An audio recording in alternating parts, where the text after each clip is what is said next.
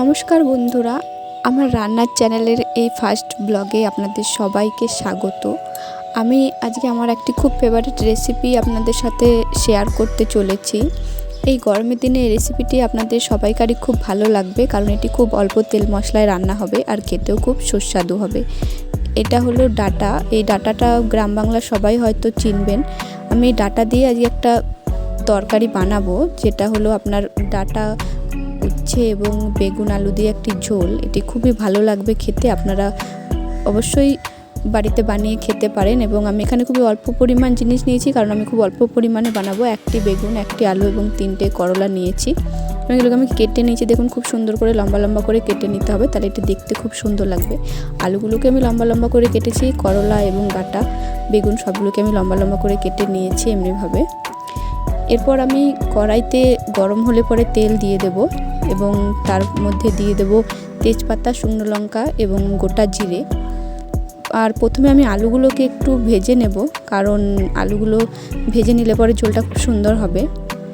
আমি আলুগুলোকে আগে একটু প্রথমে লাল লাল করে ভেজে নিয়ে তারপরে আমি বাকি সমস্ত সবজিগুলো এর মধ্যে দেব।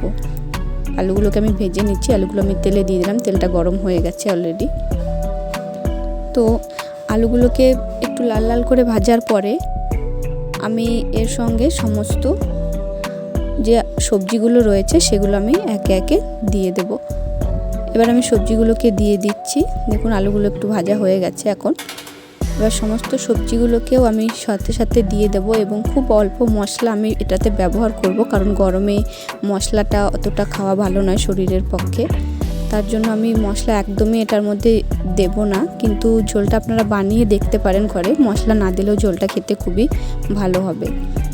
এরপর একটু সবজিগুলোকে একটু নাড়াচাড়া করে মিশিয়ে নেওয়ার পরে আমি এর মধ্যে দিয়ে দেব পরিমাণ মতো নুন। পরিমাণ মতো নুনটা দিয়ে দেওয়ার পরে একটু হলুদ গুঁড়ো দেবো শুধু, আর কোনো মশলা আমি এটাতে ব্যবহার করব না। এবার সমস্ত কিছু দিয়ে দেওয়ার পরে আমি ভালো করে এটাকে মিশিয়ে নেব সবজিগুলোকে। খুব সুন্দর করে 2-4 মিনিট মিশিয়ে নেওয়ার পরে সবজিগুলোকে ভালো করে নাড়াচাড়া করার পরে আমি এর মধ্যে এখন জল দিয়ে দেব। পরিমাণ মতো জল দিয়ে দেবো, খুব বেশি পাতলা জল আমি করব না। পরিমাণ মতো জল দেবো যাতে অল্প ঝোল হয় আর খুব মাখা মাখা হয় তরকারিটা, এরকম আমি জলটা দিয়ে দেব। এরপর আমি জল দিয়ে দেব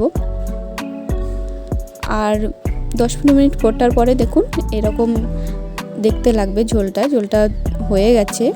আর আলু সমস্ত ডাঁটা সব কিছু সেদ্ধ হয়ে গেছে, আর পাতলা ঝোলটা দেখুন কি সুন্দর লাগছে দেখতে।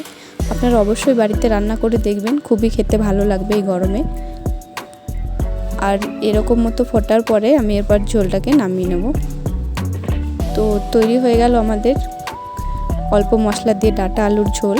আপনারা বাড়িতে বানিয়ে দেখবেন কেমন লাগলো খেতে, আর কমেন্ট করে অবশ্যই আমাকে জানাতে ভুলবেন না।